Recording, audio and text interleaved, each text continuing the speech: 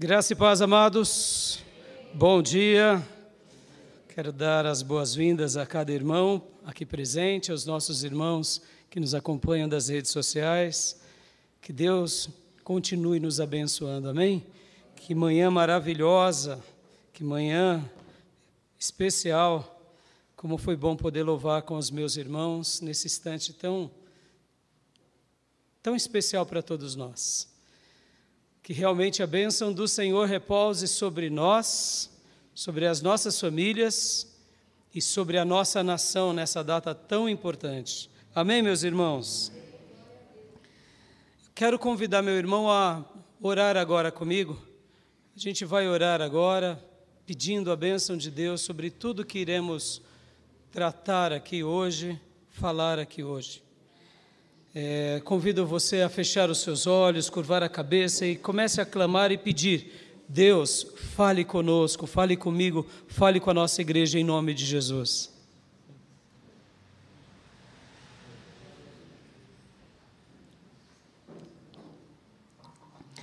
Querido Deus, soberano e eterno Pai, fale conosco nessa manhã. Fale ao nosso coração de uma forma muito, mas muito especial, Senhor.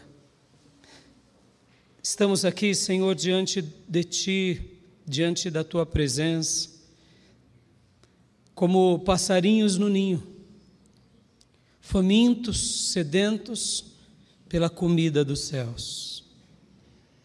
Que o Teu Santo Espírito, que alimenta o Teu povo por todas as gerações, seja derramado sobre nós de uma forma abundante, copiosa, e que eu também, mais uma vez, seja apenas um canal, assim como cada um que já participou dessa mesa tem sido um canal, e que por meio das nossas vidas e dessa interação, que é o nosso momento de cultuar a Ti, de Te adorar, de Te celebrar e sobretudo, buscar a Tua face e ouvir a Tua voz, que o Senhor agora fale conosco e nos abençoe.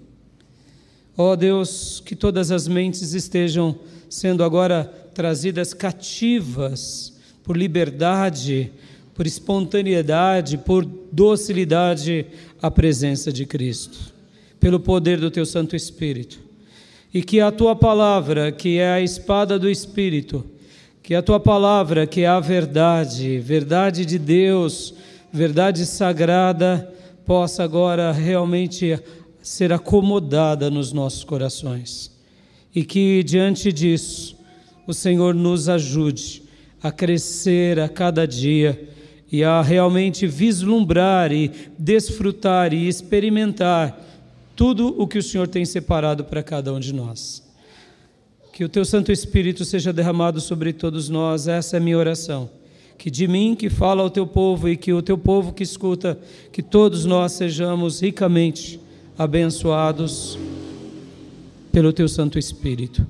É no nome de Jesus que eu oro e peço, fala conosco, em nome de Jesus. Amém. Amém, meus irmãos? Hoje será a minha 11ª mensagem e a minha última mensagem sobre esse tema geral que são as marcas de Jesus. As marcas de Jesus sobre os seus discípulos. Eu venho trabalhando sobre o tema geral, as marcas de um discípulo.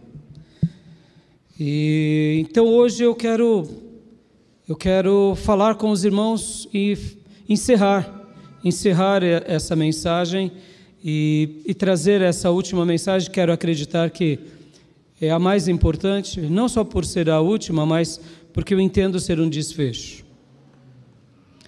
Enquanto eu li a minha Bíblia, preguei recentemente uma série de mensagens sobre os profetas. Confesso que esse tema ainda continua pulsando no meu coração. Mas enquanto eu lia o texto de Gálatas, saltou as palavras de Paulo, quando diz que ninguém me importune, ninguém me aborreça, porque eu trago sobre no meu corpo as marcas de Jesus. E essas palavras fizeram, eu diria, um estardalhaço no meu coração, porque eu não parei de pensar sobre isso. As marcas de Jesus. Será que eu tenho marcas de Jesus? Será que eu sou também um discípulo que sigo como Paulo, que tem essas marcas? E dali nasceu essa série de mensagens e, como eu disse, hoje será a última. E sendo a última, eu queria já, ainda nessa introdução, deixar uma coisa aqui bem clara a cada um de nós aqui, antes da leitura do texto de Gálatas, antes da conclusão. O desejo de Deus para cada filho dele é de sempre nos perdoar, amém? Você crê nisso? Deus, quando nos vê, não é como nós vemos uns aos outros. Podem ver que sobre esse tema, o tema do perdão, nós temos dificuldade, sejamos honestos. É um tema sempre que a gente precisa buscar em Deus, porque sempre acontece algo novo, uma experiência nova, uma decepção nova, uma frustração, seja na família, seja na irmandade, seja entre os filhos, entre os netos, na igreja. Sempre vai ser algo que nos surpreende. E por que nos surpreende e nos dói? Porque a gente ama. A gente ama muitas pessoas, aprende a amar e nas rupturas, nos problemas, nos embates, isso nos destrói. Ou seja, podem ver que o tema do perdão é um tema que a gente tem que conviver com ele sempre e nunca pode baixar a guarda. Na hora que a gente baixa a guarda sobre o tema do perdão, a gente começa a retroceder. Não é assim, irmãos? Isso vale para qualquer um. Para o novo convertido, para o não crente e principalmente para o crente que já é maduro. No momento que a gente fala assim, eu não vou perdoar e pronto, você já está desviado.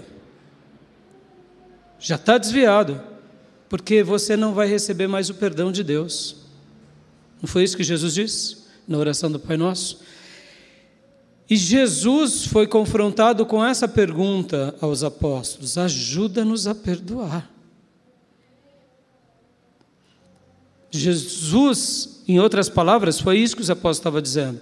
Porque Jesus estava falando, olha, perdoe. E aí eles disseram, Senhor, aumenta-nos a fé. O que foi essa palavra dos apóstolos dizendo, aumenta a fé? Me ajuda, Jesus. E Jesus, no desfecho, não ajudou muito não, porque perguntaram, é só 7 vezes, Senhor? E aí Jesus manda uns 70 vezes 7, já para desossar os seus jagunços. Ou seja, Jesus ele usa até o nome 7 e 70, que eram números da perfeição, mostrando, não tem vida com Deus sem perdão. Amém, meus irmãos? Então o desejo de Deus por todos nós, a vida toda, é nos ajudar a perdoar. E essa mensagem hoje aqui, ela tem tudo a ver conosco nesse sentido. Tem tudo a ver conosco, porque a gente não pode baixar a guarda sobre esse tema. Não pode. No momento em que a gente baixa a guarda, a gente começa a desviar e dentro da igreja começa a viver um cristianismo aparente. Ou seja, vamos nadar e morrer na praia. Por quê? Porque a gente vai estar fazendo algo que Deus não quer para nós. E ao refletir sobre esse último tema, por que eu estou gastando esse tempo na minha introdução? Porque o título da minha mensagem é uma pergunta, é uma incógnita, é uma indagação. Morri mesmo? Será que eu morri mesmo? Talvez você diga, pastor, que tolice, eu estou vivinho. Mas eu não estou me referindo a essa vida aqui. Eu estou me referindo ao que a gente vai tratar. Será que eu morri para essa vida, morri para mim mesmo? E será que eu fui crucificado com Cristo e me mantenho crucificado em Cristo? Esse é o tema. E por que eu estou gastando esse tempo na introdução? Para que você já pegue os seus punhos, que geralmente a gente já prepara. Pastor, quando vem com um tema desse, a gente já, quem é você? Não, eu estou falando assim, vamos baixar o punho, porque os meus já estão aqui. Porque se eu não me partir do pressuposto que eu preciso aprender sobre esse tema, eu não vou crescer. Porque quando eu acho, não, morri mesmo, eu já fechei a minha guarda. Fechou a guarda, o Senhor vai dizer para mim e para você, tá bom. Então, se você já aprendeu sobre o tema, já é doutor sobre o tema, glória a Deus. Imagino como se Deus estivesse dizendo isso para nós, entendeu? Porque quantas são as vezes, irmãos, que a gente não cresce, não rompe os obstáculos, por quê? Porque a gente se mantém de guarda alta. Eu já sei sobre esse tema, eu domino sobre esse tema, e quem é quem para me julgar? Então eu estou querendo hoje aqui já pegar as nossas guardas altas e falar, alto lá, baixa a guarda. Porque esse tema não tem a ver com o outro, não tem a ver com o meu irmão, com o meu líder, ou mesmo meu pastor. Esse tema tem a ver comigo e com Deus. Só eu e Ele, mais ninguém. E quando eu entendo Ele plenamente, é maravilhoso. Se nós estivéssemos com o apóstolo Paulo aqui, e pudéssemos perguntar a ele, entrevistar a ele, e falássemos assim, Paulo, quem você é? Ele daria essa síntese. Miserável homem que sou, quem me livrará do corpo dessa morte? Paulo não teria ere nem ber, ele falaria, olha, eu sou um homem nascido sob pecado como Davi, e que me sinto esse ser que ora, como ele próprio diz, ora o que ele deseja não faz e o que ele quer. Ele vivia entre esses conflitos, como ele expressa isso muito bem lá em Romanos 7. Ora, eu faço o que não quero, porque o meu corpo luta comigo. Ora, se perguntássemos para Paulo, essa luta começou quando? Na sua vida cristã? Ele falou, desde o dia que eu saí da estrada de Damasco até agora, o momento que ele estava escrevendo. E se fôssemos falar com Paulo nos seus últimos minutos ali, prestes a ser decapitado, ele diria, miserável homem que sou. Mas aí talvez você pense assim, e é por isso que eu estou falando, baixe a guarda. E aí, Paulo vivia assim como um miserável homem que sou, e se entrega ao miserável? Não, essa é a questão. E é isso que eu quero que você entenda, porque Paulo diria algo assim, logo na sequência, mas e aí, Paulo, como que você conviveu com essa natureza caída, com o pecado? Como que você viveu? Aí ele poderia dizer para nós assim, eu prossigo para o alvo, e eu vou para o alvo, e eu esmuo a minha carne, e eu me revisto de Cristo, e eu tiro as roupas do pecado. Esse é o lema da minha vida, é esse o lema. E aí, se nós fôssemos perguntar para Paulo, mas e que mais, Paulo? E ele poderia dizer, não, é por essa razão que eu estou no caminho, e luto dia a dia, ferozmente contra a minha carne, contra o mundo, contra o pecado, e vou avante, e quero ir avante. Por quê? Porque eu sei que o meu Redentor vive, como disse Jó, e muito em breve se levantará sobre a terra. Então Paulo é o grande exemplo e que ele deixa. E talvez o entrevistado diria assim para Paulo, e sobre aquela questão que você disse sobre ser imitador de Cristo? Aí poderíamos ouvir de Paulo, não, eu continuo, eu afirmo, eu estou aqui hipoteticamente usando esse momento e parafraseando os textos e a vida e a obra de Paulo, porque a vida de alguém diz mais alto do que suas palavras. E graças a Deus que Paulo ainda deixou palavras escritas, mas a vida dele era a maior biografia de tudo aquilo que ele escreveu. E sobre esse tema, Paulo, sobre quando você desafiou a igreja de Corinto e as outras igrejas, eu poderia ouvir Paulo respondendo ao entrevistado, dizendo, eu continuo. E para onde eu vou, eu digo para todos os cristãos: sejam meus imitadores como eu sou de Cristo. Ou seja, podem vir comigo, porque diante de vocês tem um homem que é miserável, sim, mas ele prossegue para o alvo. E esse alvo é Cristo.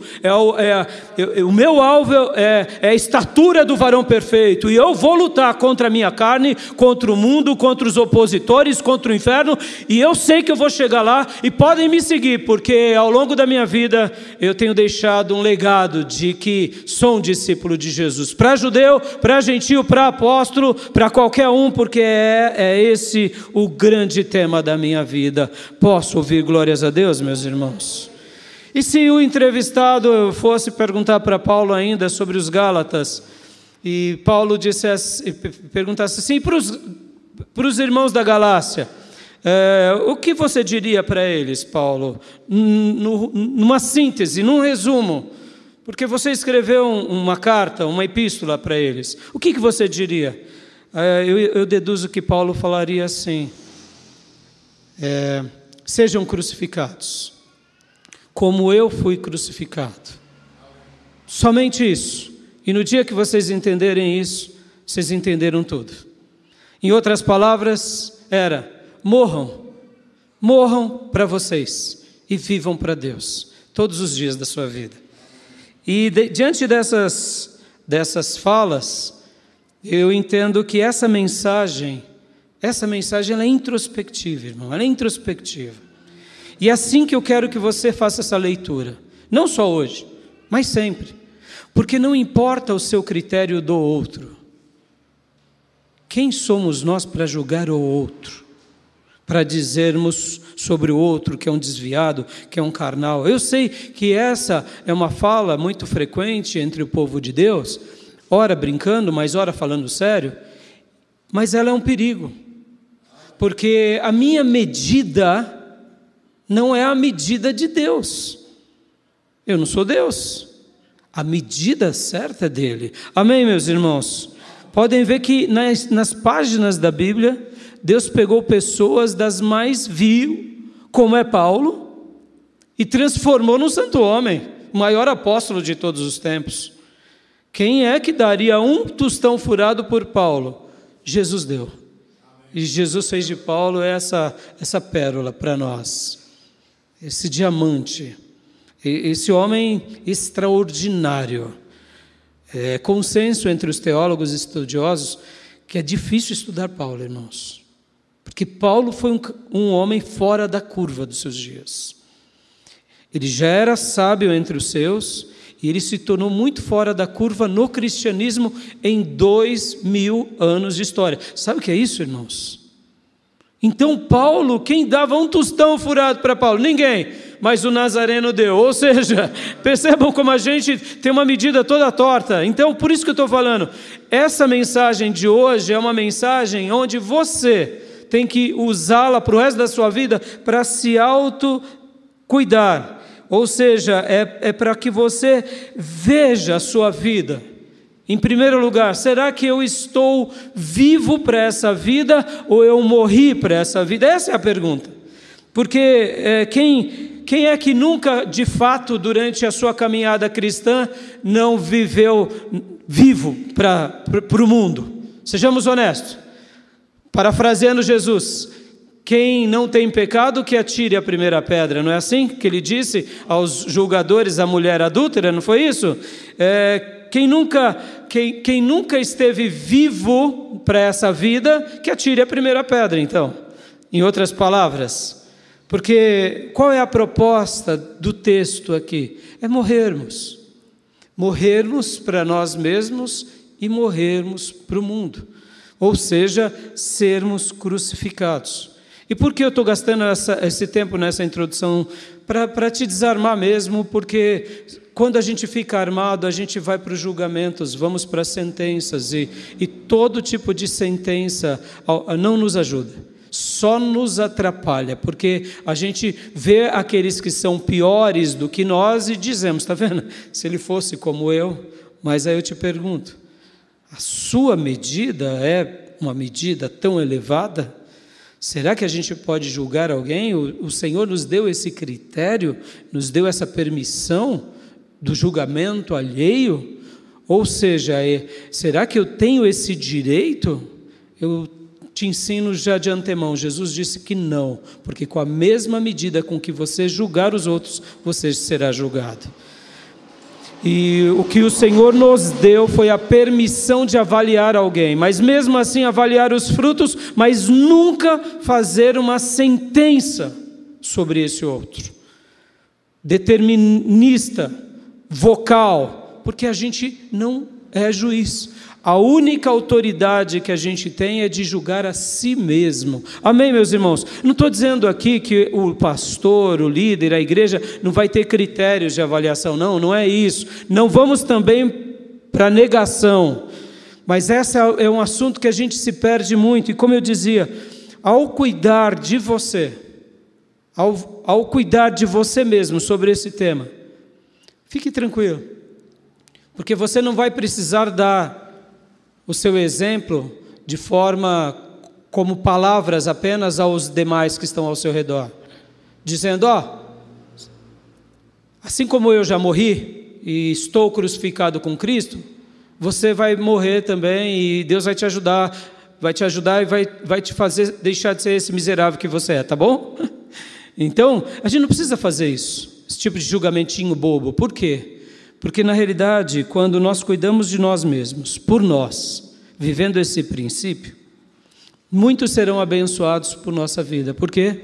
Porque se de fato a gente morreu com Cristo, se de fato a gente vive esse princípio, Cristo agora vive por nosso intermédio, e se Cristo está sendo exalado, o bom perfume de Deus, que é Cristo, está sendo exalado, a gente vai abençoar muitas outras vidas, onde quer que a gente for. E aqui é muito mais do que discurso religioso, é vida pela vida. Ou seja, aonde chega um cristão cheio do Espírito Santo, chega um pendão divino. E aonde ele está, os demônios caem, as obras malignas caem, o Espírito Santo é transbordado. Por quê? Porque o Espírito Santo tem esse desejo em si, de usar o seu vaso e fazê-lo transbordar na vida do outro. Amém, meus irmãos?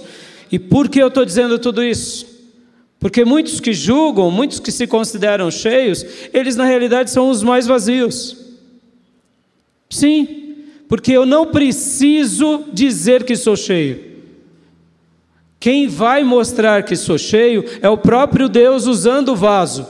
Até porque o vaso que é verdadeiramente cheio, ele não se vangloria, se autoafirmando, porque a vanglória já em si já é carnal.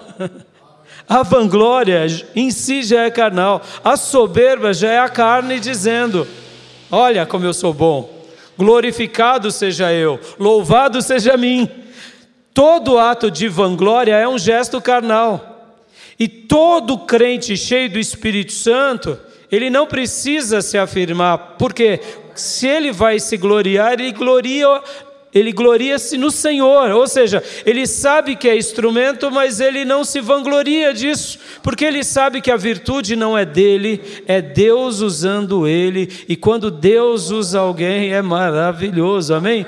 E aqui, para eu poder parar essa introdução, para a gente ir para os pontos e para a reflexão, olha só, meus irmãos, não se vanglorie, Deus usou um jumento, meus irmãos.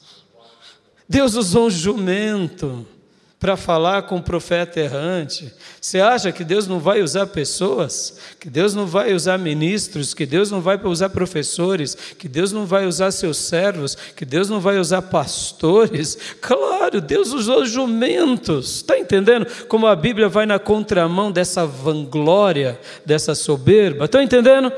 Porque, irmãos, como disse lá em Zacarias 4, 6 e 7, não é pela força, nem pela violência, mas é pelo meu Espírito, diz o Senhor dos Exércitos. Ou seja, fique tranquilo, se você morreu, glória a Deus. Morreu com Cristo, glória a Deus, não se vanglorie.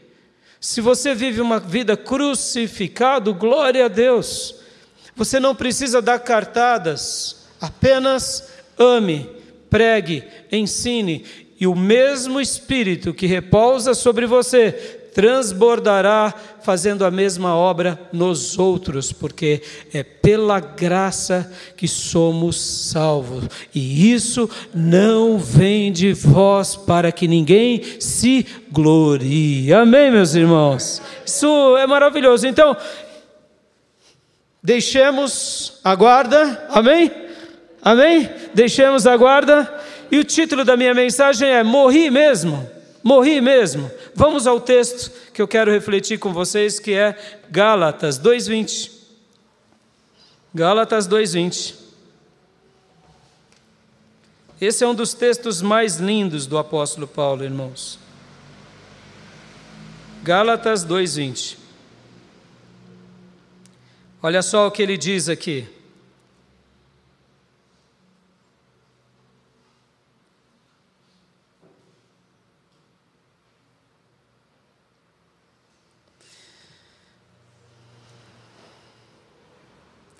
Estou crucificado com Cristo. Assim, já não sou eu quem vive, mas Cristo vive em mim. E a vida que agora vivo no corpo, vivo-a pela fé no Filho de Deus, que me amou e se entregou por mim. Aleluias! Esse texto é um dos textos mais esplêndidos de Paulo. Vou ler novamente com vocês. Estou crucificado com Cristo. Assim, já não sou eu quem vive, mas Cristo vive em mim. O que Paulo estava dizendo para aquela igreja da Galácia? O que Paulo estava dizendo para aqueles irmãos? Paulo estava dando o exemplo dele próprio. Mais uma vez. Paulo estava dizendo, meus irmãos, o problema que vocês estão enfrentando, que é seguir um novo evangelho, o princípio legalista dos judaizantes, que é se morderem e também se devorarem, que é terem brigas e contendas no meio da igreja, que se resume em seguir uma religião morta, não é outra coisa traduzido senão as obras da carne. O problema de vocês é porque vocês estão vivos, muito vivos. Deixa eu te perguntar aqui, não é a mesma coisa que acontece conosco, irmãos? A mesma coisa? Tem hora que a gente acha que está na comunhão, aí acontece uma situação e de repente a velha natureza quer tomar a frente quando não toma a frente. Sejamos honestos. Por isso que eu pedi há pouco aqui, vamos baixar a guarda. Porque se a gente estiver com a guarda alta, essa mensagem não vai ter utilidade nenhuma em nós, nem agora nem nunca. Podem ver que Saul deixou a guarda alta, eu sou ungido de Deus. E aí o que aconteceu com Saul? Só se desviou. Por volta de 20 anos de um reinado bom, ou quem sabe entre 10, 20 ali com êxito, e depois só foi queda livre. Por quê? Guarda alta, vinha o profeta, ele saía pela tangente, vinha Samuel e ele não. Ou seja, quantas são as vezes que nos embates da vida nós damos uma resposta segundo a nossa avaliação. E o que é isso? Se não, está vivinho, está vivo. E aí estar vivo para Deus resulta no quê? Resulta em morte. Que morte? Essa morte que Paulo tratou em Gálatas. Mas pastor, eles não estavam vivos lá dentro da igreja, que nem a gente está vivo? Meus irmãos, mas podemos estar vivendo a síndrome da igreja de Sardes. Temos a aparência de quem vive, mas está morto. Sim, a igreja de Sardes, Jesus disse que eles tinham a aparência de serem vivos, mas estavam mortos. Pastor, mas como pode uma comunidade cantar e entoar louvores a Deus e estar mortos? Vamos ler. Abram comigo agora. Gálatas 5, versículo de número 19. Vamos ler.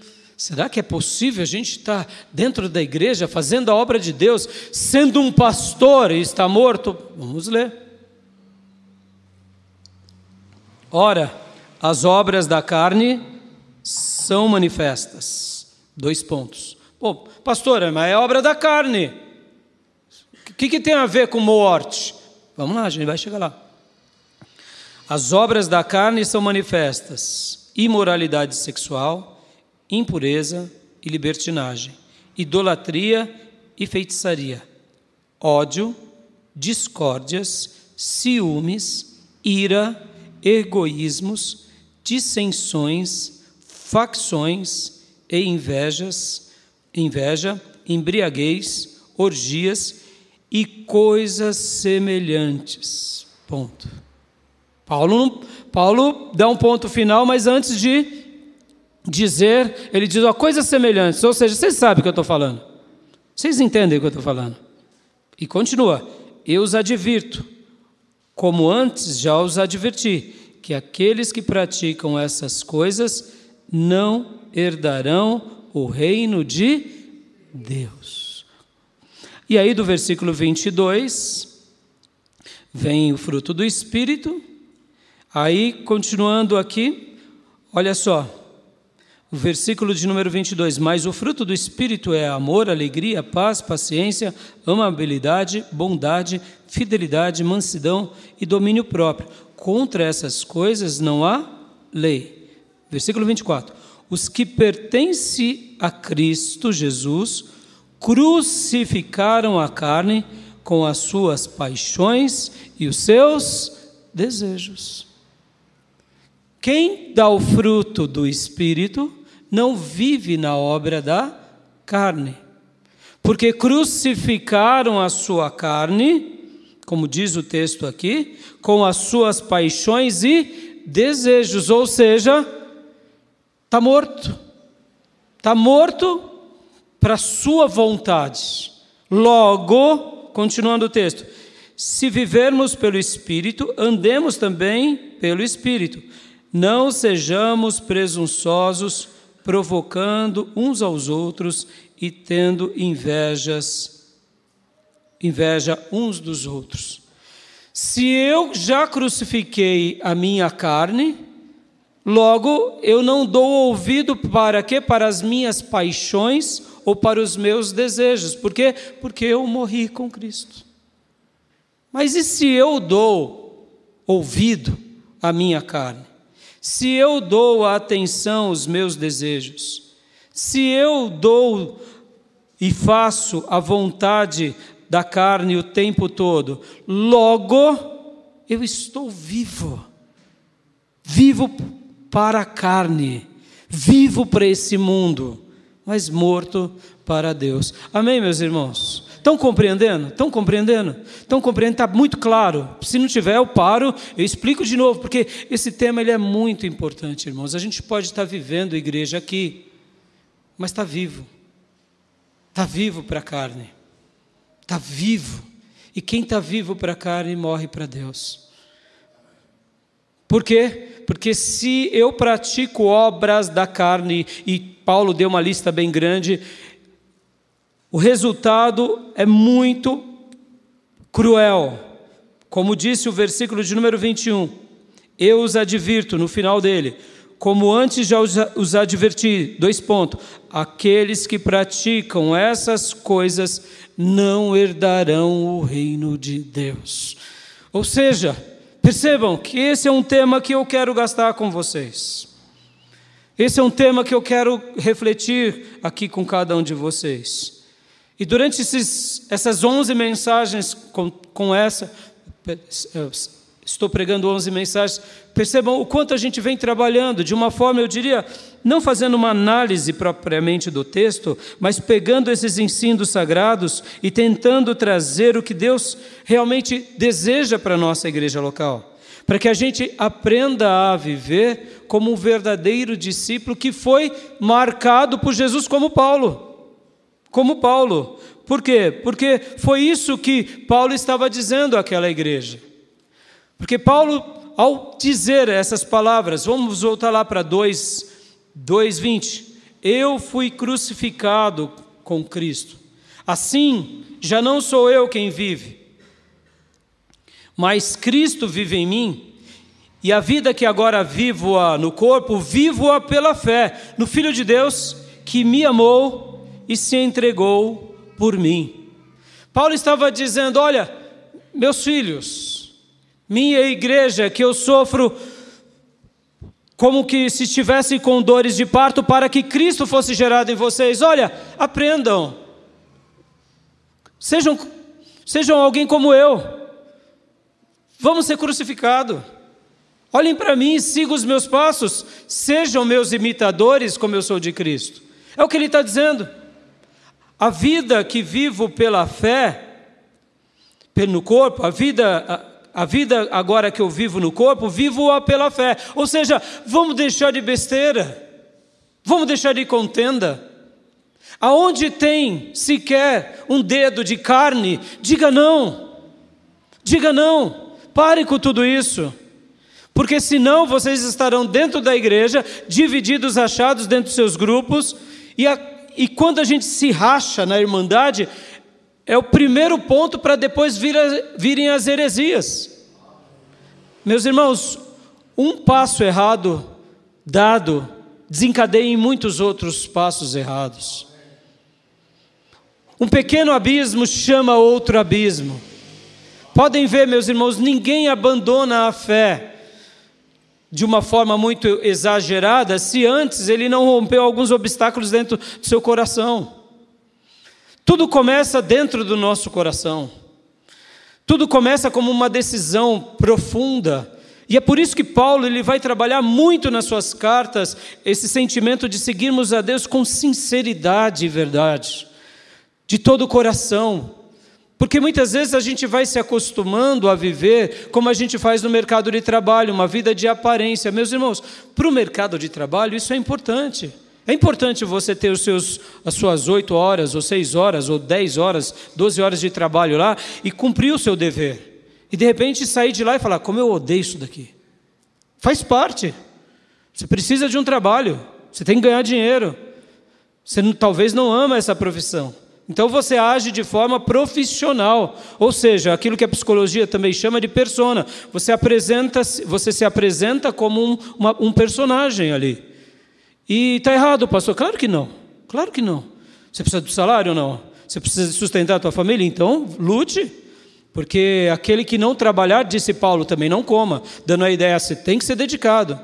Você tem que fazer o que ama, se possível, mas se não, faça outra coisa. Ganhe o seu pão, porque mesmo você fazendo algo que você não goste, esse trabalho será a bênção de Deus para a sua vida. Amém, meus irmãos? Mas ali você age com um papel. Vamos lá, e na família muitas vezes? Na família muitas vezes a gente tem que viver entre papéis. Como assim, pastor? É sua família. Você tem que aprender a conviver bem. Sabe aquele parente que acaba com as festas? Hoje é um dia de eleição que você fala, não posso ver aquele parente. Não é assim? E você sabe que você não pode ver, porque senão vai ser briga. Não vai ser uma macarronada da mama. Vai ser qualquer outra coisa que não é da mama. Por quê? Porque você tem que viver, você tem que saber se relacionar, é a tua família. E na igreja? Mesma coisa. A gente tem que saber se relacionar. Agora perceba, quando a gente começa a viver vários papéis, a gente se acostuma a viver um grande papel. Por quê? Porque aí eu posso dissimular que eu sou um cristão. Mas é por isso que eu te disse, baixe a guarda, filho, baixe a guarda. Porque essa igreja aqui estava de guarda alta. E agora eles já estavam todos divididos, seguindo um outro evangelho. Mas eles estavam indo para o inferno, e Paulo vem para eles e diz, não, deixa com que Cristo seja gerado dentro de vocês. E olha, o segredo para que Cristo seja gerado é morrer para si e morrer para o mundo. Ou seja, é ser crucificado. Ainda, dentro desse princípio de ser crucificado, a gente faz uma confusão. Qual é a confusão? Porque a crucificação ensinada por Paulo e a crucificação ensinada por Jesus, ela é contínua. Ela é contínua, ela não é pontual. O batismo é o rito de iniciação na fé. O batismo é o rito de iniciação. Sim, Deus deixou assim de propósito, porque a confirmação entre essa fé interior, dessa fé que agora publicamente diz para todos: eu sou um cristão. Então o batismo é um rito de iniciação, mas a ceia é um rito de continuidade. Pode ver, todas as vezes que vocês se reunirem em meu nome, comam do pão e bebam do suco de uva. Por quê? Porque esse é o novo a nova aliança deixada em meu nome para todos vocês durante todas as gerações. Ou seja, há um rito que é iniciação, mas outros ritos não são de iniciação, são de continuidade. A gente faz uma confusão. Eu aceitei Jesus, eu fui para a igreja, eu me batizei, eu já estou crucificado. Será? A prova disso é se eu dou o fruto do Espírito. Porque o fruto do Espírito, como a obra da carne, não tem a ver com o dia só da conversão. Lá foi quando tudo começou. Mas a obra da carne, ou o fruto do Espírito, é um condicionamento sobre escolhas. Eu escolho crucificar a minha carne, eu escolho fazer a vontade de Deus, eu escolho esmurrar as minhas vontades e paixões, eu escolho dizer sim para Deus, sim para o Evangelho e não para a heresia, não para a retaliação. Percebam, é uma escolha. E eu te pergunto, você escolhe todos os dias?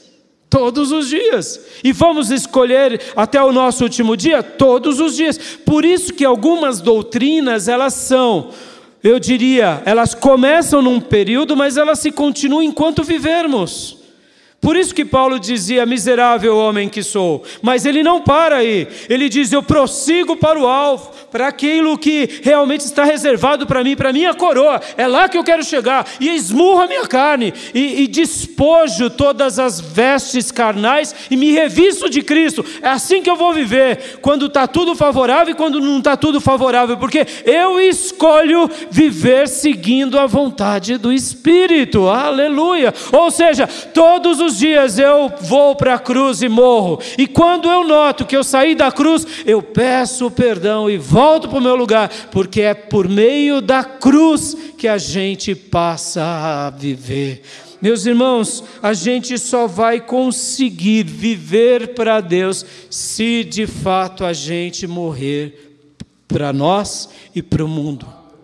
Não tem vida com Deus enquanto estamos vivos. Se estamos vivos na nossa humanidade, nas nossas vontades, e quer ver um outro ponto que a gente se perde o tempo todo, é nas nossas razões. E Tiago vai dizer que a sabedoria do homem, ela causa divisão, contenda, porque ela é diabólica. Quantas são as vezes, irmãos, que em nome da nossa razão, é só carne que sobra. Porque a sabedoria de Deus, ela é pacífica, ela é amável, ou seja, ela dá o fruto do Espírito, porque a sabedoria de Deus, ela está crucificada com Cristo. Vocês devem ter visto aí nas redes sociais, pastores famosos, demonstrando uma perda de identidade no Evangelho. Por quê? Porque agora eles estão nas suas razões. Meus irmãos, quando estamos em Cristo, crucificamos as nossas razões. Aleluia! Deus chamou o pastor para ser profeta de Deus, para ser pregador do Evangelho. Não sou contra um pastor que quer ir para a política. Então, deixe o pastorado e vá para a política fazer vida pública. São coisas distintas. Mas no momento em que a gente começa a fazer essa celeuma, quem perde é o Evangelho, quem perde é as Escrituras. E aqui não tem mocinhos e nem inocentes. Todos nós perdemos, porque na razão humana a gente está muitas vezes errados, irmãos. Quantas são as vezes Quantas são as vezes que a briga só se potencializa? Por quê? Porque a gente tem razão. Ora, quem morreu com Cristo, a razão está em Cristo. E é isso que eu quero trabalhar, por isso que Paulo está dizendo em alto e bom som àquela igreja: eu fui crucificado com Cristo, minha igreja. Eu fui crucificado, e essa vida que agora vivo no corpo não é carne, é espírito. Por quê? Porque quando eu morro para mim, quando eu morro para o mundo, eu vivo para Deus, mas isso eu só faço por meio da fé, sempre olhando em quem? Olhando no Filho de Deus que me amou e se entregou por mim. Em outras palavras, ponto final, eu morri, eu fui crucificado, e é assim que eu quero viver, pela fé, seguindo esse princípio. Quando? Todos os dias, até o último dia. E o problema de vocês estarem se dividindo, se mordendo, é o quê? É porque vocês estão muito vivos, muito vivos. E Paulo então usa a sua vida e chama e pega emprestado um outro personagem. Qual que é o outro grande personagem? É Abraão. E ele diz assim: como que Abraão venceu a carne? Crendo em Deus. Em outras palavras, o próprio Abraão, meus irmãos, o próprio Abraão vivia o princípio da mortificação da carne. Porque era Abraão que tinha razão ou era Deus que tinha razão? Guarde isso, meus irmãos, se você quer viver esse princípio da mortificação da carne, da sua vontade, ou do mundo, dos apetites do mundo, pergunte: quem que ganha as quedas de braço? É você ou é a palavra de Deus? Porque se você está ganhando da palavra de Deus, é carne, filho, você está vivo. E acontecerá o que conosco? Nós morreremos. Mas no momento em que a gente diz: amém, Senhor, o Senhor tem razão. Não foi assim que Abraão fez? Sai da tua terra. Tá bom, Senhor, o Senhor tem razão. Você vai ter um herdeiro. E aí Abraão tenta dar uma ajudinha para Deus. E depois Abraão diz: tá bom, Senhor, Agar e Ismael, não é o que o Senhor quer, me perdoa, Senhor. Agora então, Abraão, sacrifica o teu filho. Meu filho, nascido sob promessa? Tá bom, Senhor. Não é assim, meus irmãos? Quantas são as vezes, meus irmãos, que a gente está cheio de razão? Guarde isso, na sua razão é carne, irmão. Na minha razão é carne. Talvez você está dizendo para você mesmo: mas pastor, peraí, então quer dizer que eu não vou contra-argumentar, eu não vou conjecturar. Sim, para a vida, para os negócios, mas com relação a Deus, ao Evangelho, dê o direito de dúvida que Ele é mais sábio do que você. E o que Ele te pediu é o melhor caminho para quê? Para que você e eu vivamos. Por quê? Quando a gente morre para nós e para o mundo, a gente vive para Deus. E quem vive para Deus prospera espiritualmente. E aí, meus irmãos, a gente vive o princípio de Abraão. Por quê? Porque de fato a gente começa a fazer o quê? Ter uma experiência diária com os galardões de Deus. Os galardões, os presentes. Então, meus irmãos, para a gente ir para os pontos, para a gente prosseguir aqui, faço a grande pergunta a cada um de nós: morri mesmo? Morri mesmo? Eu tenho morrido ou eu estou vivinho? Eu morri mesmo para mim? Eu estou seguindo o princípio como de Deus aqui para a vida de Paulo, como ele ensina aqui? Ou será que eu estou vivinho? Abram agora em 4:12 de Gálatas. Olha o que Paulo está dizendo mais uma vez.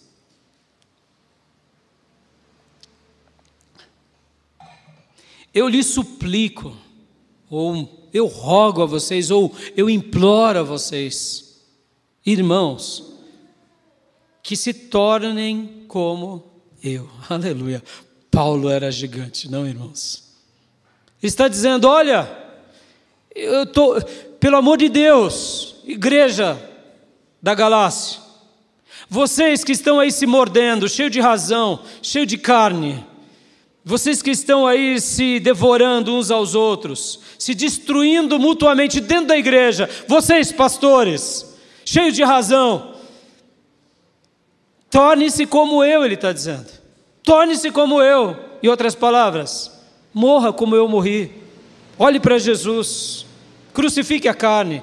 A sua e a minha natureza não vão mudar, no sentido de desejos, mas a nossa mente pode mudar. Amém, meus irmãos?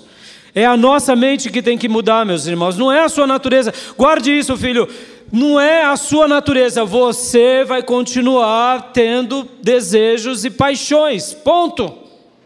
Isso é um fato, isso é um fato. Mas isso não significa que você tem que se render. Quem é maior na sua vida? Quem é que dá as cartas na sua vida? Ou você perde para qualquer pratinho? O Lucas, meu filho, muitas vezes quando a gente está comendo alguma coisa, é uma coisa que eu gosto muito, ele fala assim: pai, você está perdendo por uma coxinha, você vai ganhar de quem, pai? Isso é desafiador. Isso é desafiador. Ele: pai, você está perdendo, vai ganhar de quem? Perceba, parece bobeira. Mas quando pecamos, somos escravos do pecado. Quem é que está ganhando? Paulo está dizendo: meus filhos, minha igreja, olhem para Abraão, olha como ele viveu, e olha como ele foi próspero e abençoado, Deus foi com ele. Vejam a minha vida. Eu era um perseguidor, agora me tornei um proclamador. Eu era um instrumento de morte, agora sou instrumento de vida. Olha o que o Espírito Santo faz entre nós. E lendo em Atos, quando Paulo estava na Galácia, Deus curou tantas pessoas, irmãos. E mesmo Deus curando tanta gente, houve motim e Paulo foi apedrejado lá na Galácia, ele quase morreu, foi jogado para fora da cidade, tido como morto. Mas Paulo não ficou se auto-vitimando, porque a vida cristã é um suplício. Ele dizia: eu prossigo para o alvo, eu tenho uma coroa e eu vou chegar lá, e o Senhor já reservou a minha parte, e eu não abro mão. Por quê? Porque eu escolho morrer para mim. Amém, meus irmãos? Mentalidade. Se eu mudo a minha mente, eu ajusto o meu corpo. Por que eu estou falando isso? Muitos jovens, antes de casar, falam assim: eu preciso casar, porque a carne está gritando, eu preciso casar porque senão eu vou pecar. Meu irmão, eu vou te dizer uma coisa: enquanto você tiver saúde, tanto homem quanto mulher, você vai ser tentado mesmo depois de casado. É assim, meus irmãos. O casamento não vai te livrar da tentação. O casamento vai ser uma bênção para te dar um alívio, sim. Mas quem diz que a gente vive em função do sexo? A gente vive para Deus. O sexo no casamento é como uma sobremesa. Eu te pergunto: dá para viver sem sobremesa? Claro que dá. E o que é a comida? A comida é Deus na nossa vida, meus irmãos. Sendo casados ou sendo solteiros. E daí? Meu irmão, você não é escravo de bebidas, você não é escravo de vícios, você não é escravo de sexo, você não é escravo da sua própria vontade. Você deve morrer com Cristo. Amém, meus irmãos? Porque somente quem morreu sabe o que é o verdadeiro, puro evangelho. Por isso que Paulo falava com tanta propriedade. Paulo falava isso: se eu realmente estou morto a cada dia e continuo morto a cada dia, eu vivo para Deus. E é isso que me fascina, porque Paulo, ele morreu para ele. Guarde isso. Antes de você querer morrer para o mundo, morra para você. Porque, em segundo lugar, Paulo morreu para o mundo. Abra comigo em 6,14. Olha só. Quanto a mim, ainda em Gálatas 6,14. Quanto a mim, que eu jamais me glorie, a não ser na cruz de nosso Senhor Jesus Cristo, por meio do qual o mundo foi crucificado para mim e eu para o mundo. Aleluia. Deixa eu te perguntar, meu irmão, esse mundo te apaixona? Esse mundo te cria expectativas, é o que te alegra? Cuidado, porque aquele que ama o mundo, o amor do Pai não está nele, diz a palavra. Pastor, e como que eu faço agora para viver, para conquistar? Meus irmãos, nenhum problema. Somos árvores frutíferas, plantadas junto ao ribeiro, e daremos fruto no tempo certo, segundo a vontade de Deus. Mas a razão da nossa vida é Deus. A razão da nossa vida é Ele. E esse mundo é só uma passagem, que você viva bem essa passagem, mas que ela não seja a razão da sua vida. Eu sei que aqui é uma linha muito difícil para alguns, porque alguns se enveredam por uma vida de conquista, e depois que conquistam, não tem mais nem saúde para desfrutar o que conquistou, enquanto muitos servos de Deus também dizem assim, não, esse mundo não presta, mas nem se dedicam, não crescem como seres humanos, como profissionais, como pais, como mães, e aí está errado também, tem o equilíbrio. A gente tem que fazer o quê? Nós precisamos desenvolver todos os nossos dons e talentos, amém, meus irmãos? Ou seja, se Deus te fez ser um profissional liberal, seja o melhor, ganhe um bom salário, seja o pai provedor da sua casa. Se Deus te deu um dom na saúde, um dom na administração pública, então desenvolva, porque tudo que nós fazemos para Deus, amém? Porque foi um dilema assim que também passou a igreja de Tessalônica, porque Jesus estava para voltar, eles não queriam nem trabalhar. Aí vem Paulo então e diz para eles, aquele que não trabalha, que não coma. Opa, pera lá. Não, tem que trabalhar, tem que produzir. Aqueles que foram separados do ministério integral, tem que trabalhar, tem que fazer a obra. O que um pastor faz por excelência? Como o Pedro disse aos apóstolos, nós nos dedicaremos à oração e à palavra. O que o pastor mais faz? É oração e palavra. E o que os diáconos fazem? Os diáconos trabalham nas mesas, e assim a igreja vai sendo tocada. O que os sacerdotes faziam? Eles cuidavam do povo de Deus. É trabalho. Ou seja, a gente precisa trabalhar. Então, tirando essa tensão, mas voltando, será que temos morrido para o mundo? Será que temos morrido para o mundo? Ou será que esse mundo continua dando o tom da nossa vida? Oh, meus irmãos, os Gálatas, eles estavam vivinho para o mundo, vivinho para as dificuldades. Eu posso até dizer que os Gálatas eram bem noveleiros. Por quê? Porque eles gostavam de contenda. E aqui pode ver que essa lista das obras da carne dá essa ideia, porque quando a gente fala assim, a obra da carne, a gente só pega os pecadões, a luxúria, a depravação, a idolatria, feitiçaria. Não, irmão, aqui a fofoca, a contenda, a ira, podem ver que a lista vai, as divisões, isso é carne, meu irmão. E lembra que eu falei? Um pequeno abismo abre outros muitos abismos. Então Paulo estava dizendo, e vocês, irmãos da Galácia, estão vivos ou estão mortos para esse mundo? E a pergunta que eu posso entender que o Senhor nos faz é, nós estamos vivos ou mortos para esse mundo? Responda somente para você. Terceiro lugar, somente entenderá essa doutrina quem segue esse grande exemplo de Paulo e esse grande exemplo de Abraão. Como eu li para vocês em 4:12, e eu lhes suplico, irmãos, que se tornem como eu, pois eu me tornei como vocês, e em nada vocês me ofenderam. Ora, perceba, Paulo está dizendo aqui, Paulo está dizendo para eles, sigam o que eu sou. Eu me uni a vocês, e nenhum de vocês eu arrumei problema. Por quê? Porque quem vive no Espírito, quem morreu para si, não precisa ficar se justificando para o outro. Quando a gente precisa se justificar, é porque a gente já está devendo. Você fez o que é certo? Você fez o que a palavra diz? Você está com a vida no altar? Então não tem problema, descanse. Porque quem vive para Deus agora é o próprio Cristo, que será manifesto pela vida desse filho. Percebam, irmãos, toda vez que eu morro, mas o Espírito Santo nasce em nós. E se ele nasce em nós, a obra dele vai ser perpetuada na vida do meu irmão. E se é um opositor carnal, não tem problema, deixa ele, ore por ele, continue amando. Paulo aqui está dizendo, eu lhe suplico, irmãos, que se tornem como eu, pois eu me tornei como vocês.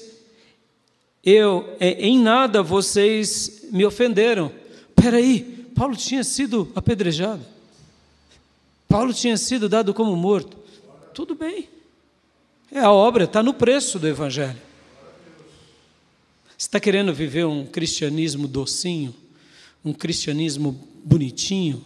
Um cristianismo cheio de energizinha? Que Deus está falando comigo. E meu irmão, se prepara, você está vivinho. Essas mensagens são boas para a autoajuda dessa vida. O verdadeiro cristianismo é esse, a gente vai sofrer por Cristo. Paulo esteve com eles, e agora não tinha nada com nenhum deles. Soube entrar e sair, mesmo na oposição. Porque é assim que a gente tem que viver. A gente entra, a gente sai, concorda, não concorda. Existe uma frase que eu sempre repito aqui para vocês e vou repeti-la, que é: no essencial, unidade. No não essencial, respeito. E nas demais coisas, amor. É assim que a gente tem que viver. Querem viver em paz conosco? É no essencial, unidade. A igreja local é essencial, unidade. Ser cristão é essencial, unidade. No não essencial, é o meu irmão que pensa diferente de mim? Sai daqui, endemoniado gadareno. Não. Meu irmão pensa diferente de mim? Respeito. A pessoa que não é nem cristã pensa diferente de mim? Respeito. Por quê? Porque ninguém vai pensar igual a ninguém, meus irmãos. Ninguém. Mas se a gente tem clarezas de papéis, a gente caminha bem. Não te respeitam, não te dão o devido valor? Respeito. Se a pessoa não te respeita, faça o teu papel. E as demais coisas? Aí as demais coisas, as lutas, as tribulações, as provações, só ame. E aí você vai ver se realmente você não continua crucificado dia a dia. E quanto mais morto estamos com Cristo, mais o Espírito Santo extravasa por nosso intermédio. E é por isso que Paulo disse lá em 1 Coríntios 11, abram comigo, 1 Coríntios 11, 1, olha só, coisa linda.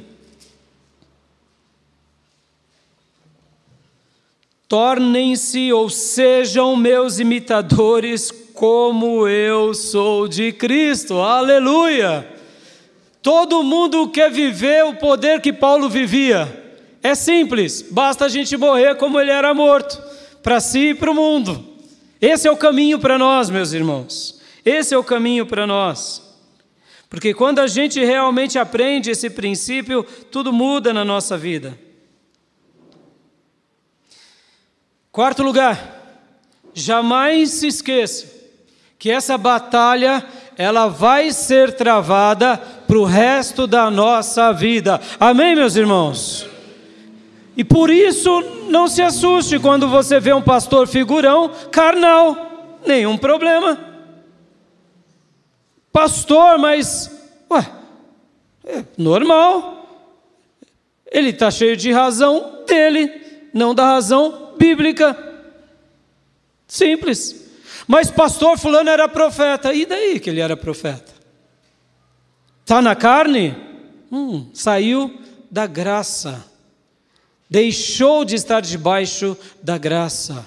Mas pastor é homem de Deus, trocou a mulher de 50 por 2 de 25. Nenhum problema. Está escandalizado com o quê? Escolheu errado. Mas agora ele está falando que pode pastorear. Ele está falando, o evangelho diz o quê? Acabou. Você vai ficar com quem, meu irmão? A gente tem até dificuldade de admitir que alguns caem, que alguns erram, que alguns não erram. Por quê? Porque é carne, escolheu a carne. Em algum momento escolheu a carne. E quem escolhe a carne, vive para si, vive para o mundo. E detalhe, hein? Pode até ter êxito nessa vida, tá? Lembre disso. Sim, pode ter êxito nessa vida. Porque quem escolhe a carne, não necessariamente nessa vida, é um fracassado. Se a pessoa é inteligente, se ela sabe articular, se ela sabe negociar, ela vai ser um Nabal. Lembram da história de Nabal e Davi? Nabal era um homem tolo, mas rico. Porque ele se levantava contra Davi no momento que Davi estava fraco. Mas ele sabia negociar, ele sabia ganhar dinheiro. Irmãos, não esqueçam, viu? Tem gente que vive carnalmente e triunfa carnalmente. Deixa eu dar um resumo aqui de um ponto importante, irmãos. Essas brigas que nós vemos no mundo, elas têm uma origem religiosa. Sabia disso? Por exemplo, agora nós estamos vendo o Irã se levantando contra Israel. E nós estamos vendo muitos árabes unidos ao Irã contra Israel. Mas eu só quero te dizer que o povo do Irã, eles não são árabes, eles são persas. E são azeres, de uma linhagem, de uma etnia do Azerbaijão. Muitos, inclusive os líderes atuais, são persas ou azeres. E eles estão se unindo aos árabes. Mas só para vocês terem uma ideia, entre eles há uma briga violenta. Agora, porque o inimigo do meu inimigo se torna meu amigo. Então, eles se unam, mas eles se galfinham entre eles. E então, essa situação que está vendo no mundo é uma situação que começa com a religião, ou seja, carne, irmãos. A primeira e grande decisão que se deu no século I, no ano 1054, no 1056, a divisão da Igreja Católica Apostólica Romana com a Ortodoxa, foi por causa de política, poder, irmãos. Política, influência. Então, meus irmãos, ver pessoas ilustres se inclinar para doutrinas erradas, porque eles querem poder, sim. Agora a gente está vivendo algo no mundo e no Ocidente, que é igrejas agora serem chamadas igrejas inclusivas, em que eles não têm uma mensagem mais contra a questão da homossexualidade. Por quê? Porque já que os homossexuais fazem um barulho violento, e é um grupo minoritário, mas que eles têm uma militância muito grande, então o pastor que fala algo contra, ele agora é homofóbico. E tem agora a pastorfobia. E aí você não pode pregar a Bíblia. E aí você prega a Bíblia, pronto. E aí você não faz parte dessa turma. Mas essa turma está se enveredando para esse caminho, por quê? Porque é uma hora que muitos estão se enveredando para essas práticas, e eles querem ali ter uma igreja cheia de pessoas vazias. Eles querem status, eles querem poder, eles querem... Ou seja, nenhuma novidade, isso é carne. Nenhuma novidade. A Bíblia fala totalmente contra isso. Como alguém já disse, e eu vi recentemente, qual é a nossa ideologia sobre essa questão do sexo? É do Gênesis. Porque na nossa Bíblia Deus não criou Adão e Ivo, foi Adão e Eva, ponto final, e a gente segue isso com tranquilidade. Ah, pastor, mas por isso a gente vai patrocinar ataques, palavras horrorosas, agressões? Não, meus irmãos, a gente tem que viver em paz com todos, amém, meus irmãos? Se a gente tem que amar o inimigo, se a gente tem que amar o bandido, o criminoso, o traficante, porque a gente não vai amar uma pessoa que está na zona de prostituição, ou que escolheu uma vida que não compactua com as nossas práticas. Mas voltando ao meu quarto ponto, essa batalha vai ser para sempre. Então, ver homens de Deus se enveredar para a carne, nenhuma novidade.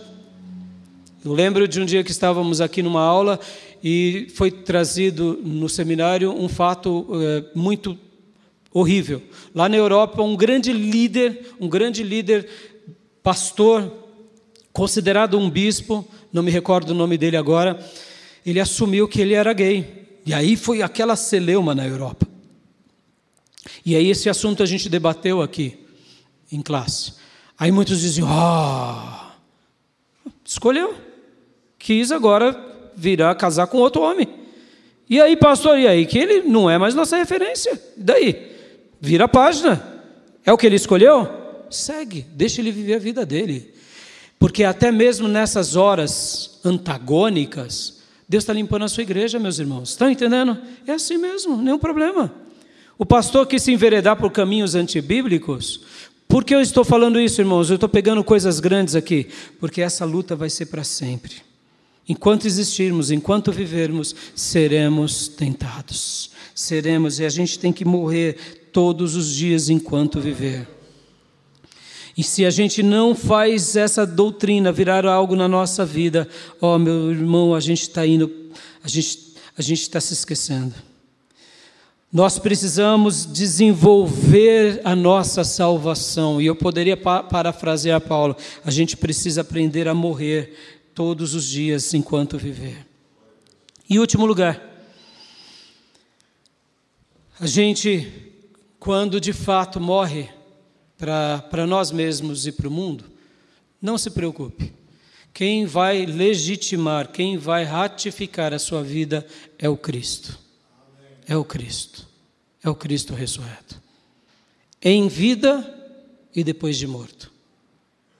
Quem verdadeiramente aprendeu a viver a mortificação, e aqui, meus irmãos, como eu disse, é um exercício diário. E nessa mensagem eu venho pensando nela já por meses. E essa eu falei assim, não, essa tem que ser a última. Essa tem que ser a última, porque é a mais importante de todas. Quantas são as vezes que eu me confronto em alguma situação que eu falo, opa, estou vivinho. estou vivinho. Aí eu mesmo me corrijo. Opa, aqui é o Raimundo, não é Cristo. Aqui é Raimundo, não é o Cristo. Porque se for Cristo, ele vai agir assim. Mas se é o Raimundo, ele vai agir como eu estou agindo.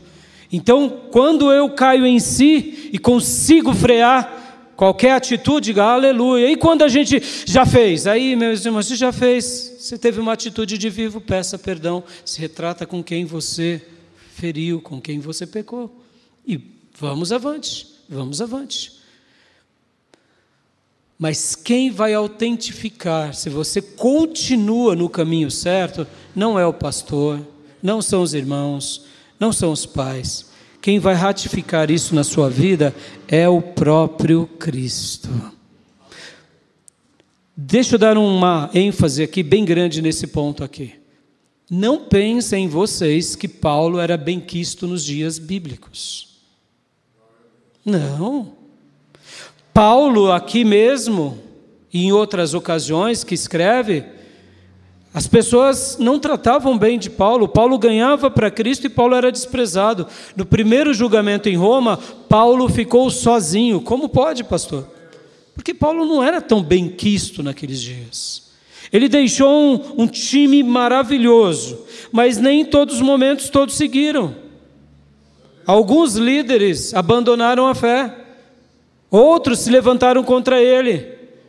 Quando você vai estudar e ver as palavras de Paulo, podem ver que ele até fala, no meu primeiro julgamento ninguém esteve comigo, que Deus não os cobre. Ou seja, fica aqui a dica, crentes, vocês deviam estar do meu lado, mas ficaram com medo. Ou seja, carne. Mas quem foi que legitimou, quem foi que ratificou a vida de Paulo? O Espírito Santo. E Paulo se torna o maior cristão de todos os tempos, maior apóstolo de todos os tempos, maior evangelista de todos os tempos.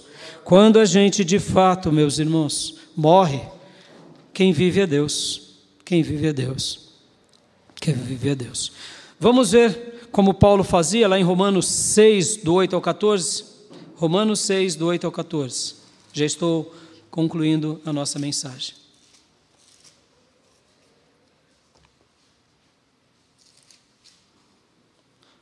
Olha só que texto maravilhoso. Romanos 6, do 8 ao 14. Ora, se morremos com Cristo, cremos que viveremos com Ele também. Amém, meus irmãos? Está entendendo? Porque muitos estão buscando prosperidade, buscando sucesso, buscando status, porque não morreu com Cristo. Precisa de alguma coisa para se preencher, quem sabe dentro da igreja. Porque quem morre com Cristo, vive com Ele. Quem tem Ele tem tudo. Por isso que um servo cheio de Deus, ele é feliz como Deus o fez com que ele se tornasse. Continuando, versículo 9. Pois sabemos que, tendo sido ressuscitado dentre os mortos, Cristo não pôde morrer outra vez. A morte não tem mais domínio sobre ele. Ou seja, assim como Jesus ressuscitou e a morte não tem mais domínio, continuando, no que se refere à morte, morreu para o pecado, de uma vez por todas. No que se refere à vida, vive para Deus. Versículo 11. Assim vocês também se considerem de fato mortos para o pecado, mas vivos para Deus em Cristo Jesus. Amém? Se Cristo venceu o pecado e Ele habita em nós, nós venceremos o pecado, amados. Nós não podemos ter pecados de estimação, amados. Pecados de estimação é obras da carne, e obras da carne você está vivo para si, para essa vida, e morto para Deus.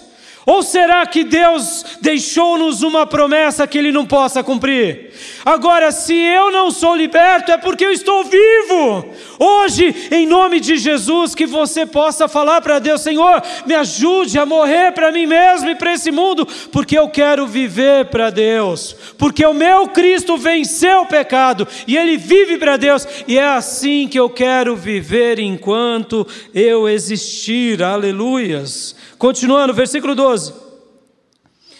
Portanto, não permitam, preste atenção aqui, Paulo, não permitam, ou seja, não consenta com o erro, lute com o erro, é erro, diga não, diga eu não vou fazer, eu não quero, eu não vou, aliás, eu posso até querer, mas eu não vou, miserável homem que sou, miserável, mas eu prossigo para o alvo, eu quero chegar em Canaã celestial, eu quero fazer valer essa fé, essa graça, porque Ele me amou, Ele morreu por mim, e agora eu estou nesse caminho e eu não vou sair desse caminho.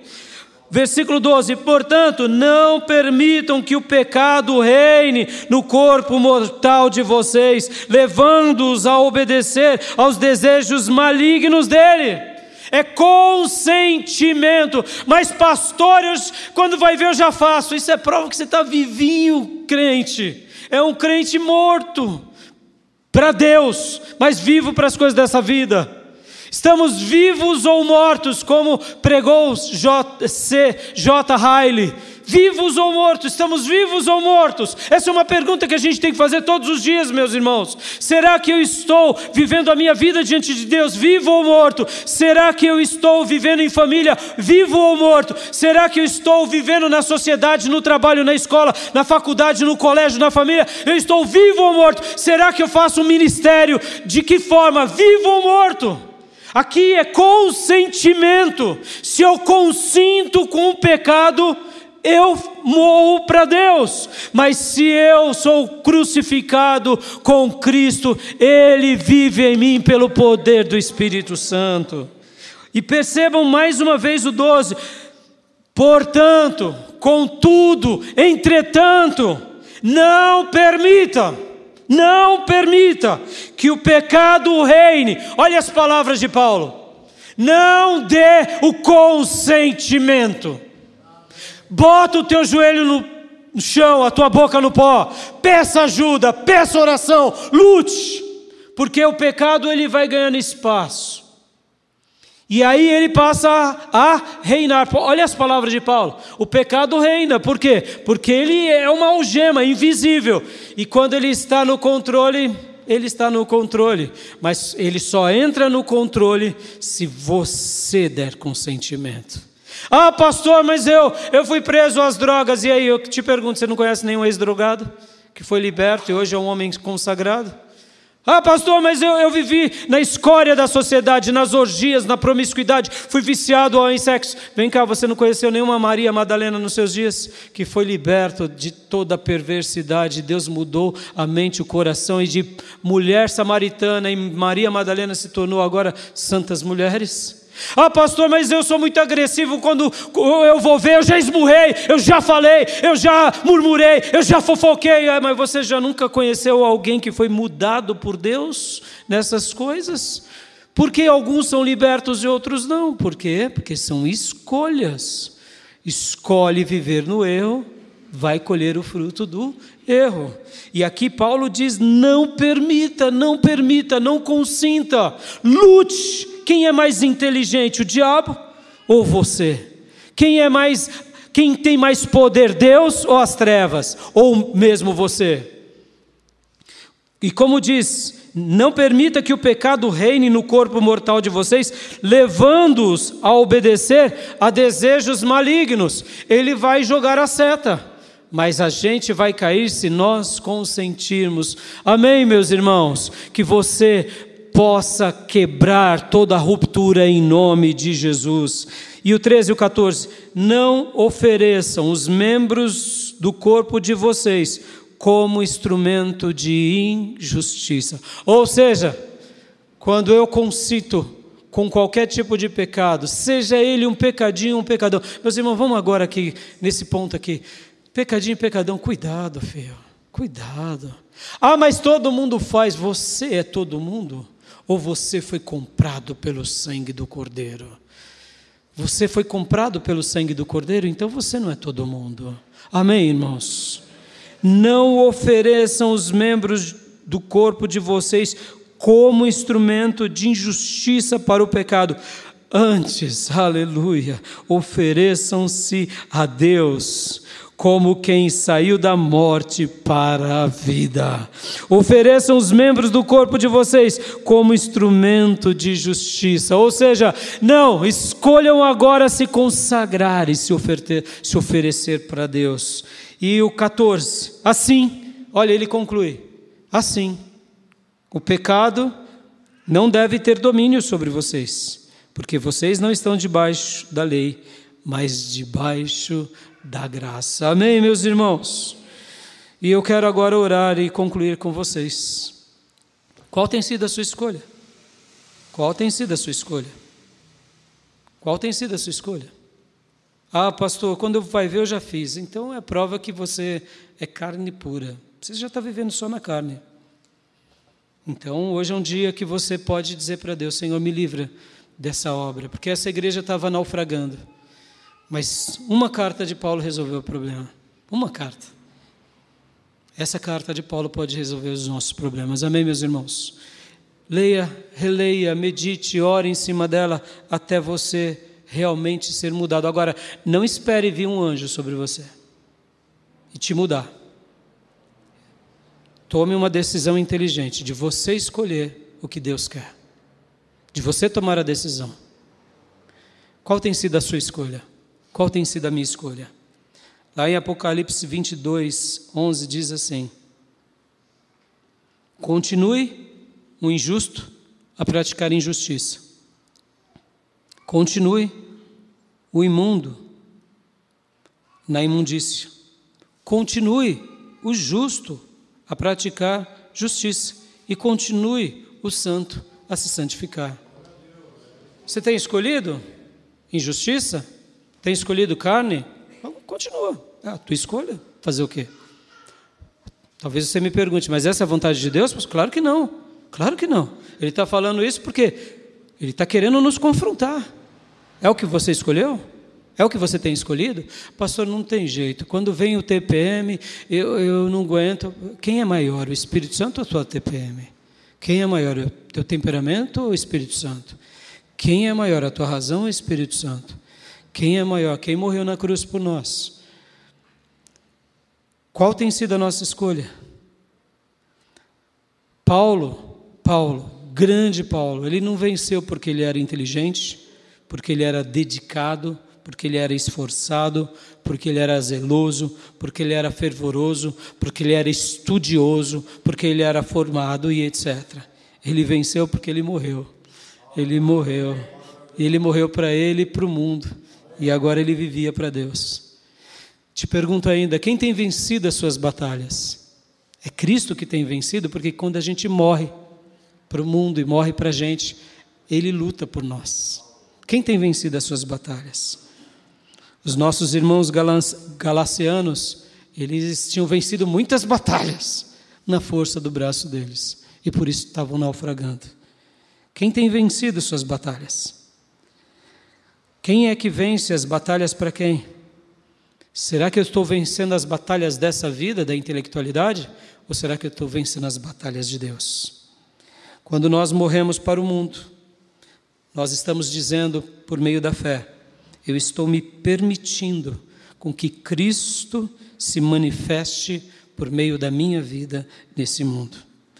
E quando eu morro para mim e para o mundo, eu estou me permitindo com que Cristo e o Espírito Santo seja também derramado sobre muitos outros.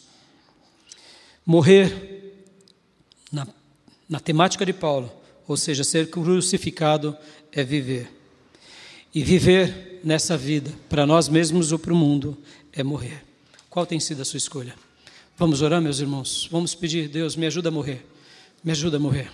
Morrer para mim, morrer para esse mundo, e que o Senhor continue fazendo com que a gente viva assim, nessa escolha, por toda a nossa vida.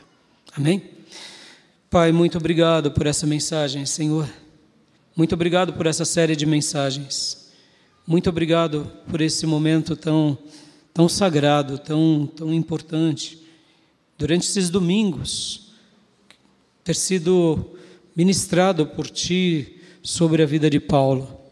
Porque morrer é ter as marcas de um discípulo. Eu diria, é a maior marca. Morrer é realmente ter essa marca bendita de ser um discípulo Teu.